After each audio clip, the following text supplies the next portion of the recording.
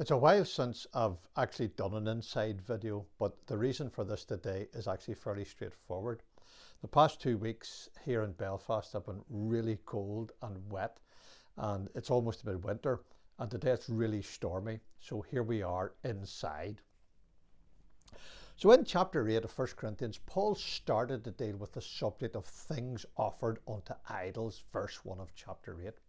We discovered that first and foremost he wanted to explain to the Corinthians that although they had liberty as Christians, that did not give them liberty to ride roughshod over the sensitivities of their brethren.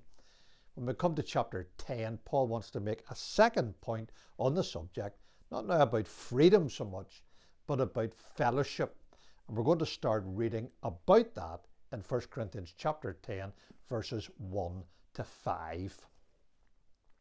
Moreover, brethren, I would not that ye should be ignorant how that all our fathers were under the cloud and all passed through the sea, and were all baptized unto Moses in the cloud and in the sea, and did all eat the same spiritual meat, and did all drink the same spiritual drink, for they drank of that spiritual rock that followed them, and that rock was Christ.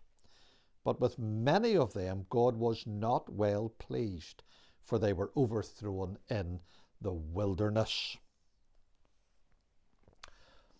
There is a psychology in dealing with difficult subjects. Often whenever we're faced with something that we strongly believe needs to be corrected, we charge in with hobnailed boots, and the result is that we actually do more damage than the damage that we wanted to repair. Paul has a more sensible approach to the issue. He starts by encouragement. That was chapter 8.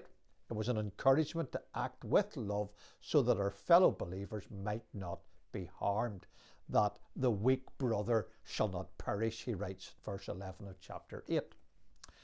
Then in chapter 9, he continues by example. It was his own example of foregoing his liberty so that the gospel is not hindered. This I do for the gospel's sake, is what he writes in verse 23 of chapter 9. Now he moves to exhortation.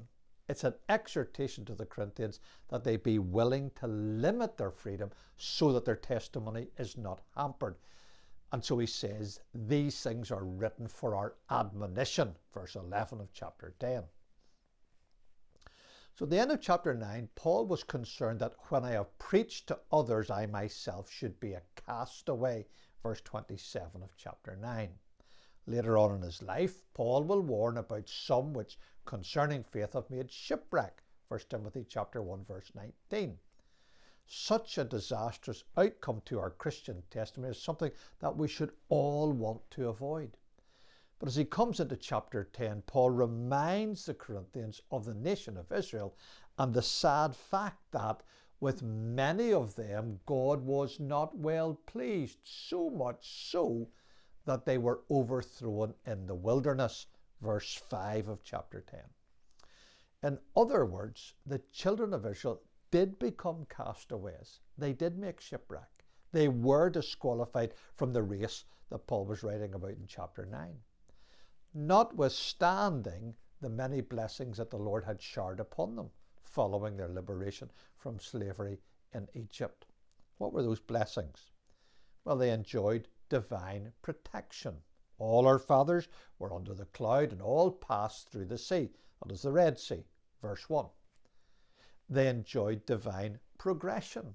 They were all baptized unto Moses in the cloud and in the sea, the Red Sea, as they passed through it, verse 2. And they enjoyed a divine provision, a daily provision. They did all eat the same spiritual meat, that was the manna, did all drink the same spiritual drink, that was the water from the rock, verses 3 and 4. And these, of course, were all pictures of the blessings into which the Corinthian believers themselves had been brought. Paul writes in verse 4, that rock was Christ. So what is the point of Paul raising the history of Israel at this point in the letter? Why does he say to the Corinthians, brethren, I would not that ye should be ignorant, in verse 1? In the rest of this chapter, we'll see the reason, and it is directly related to Paul's subject. Quite simply, the Israelites had a serious problem in respect of their association with idols and idolatry.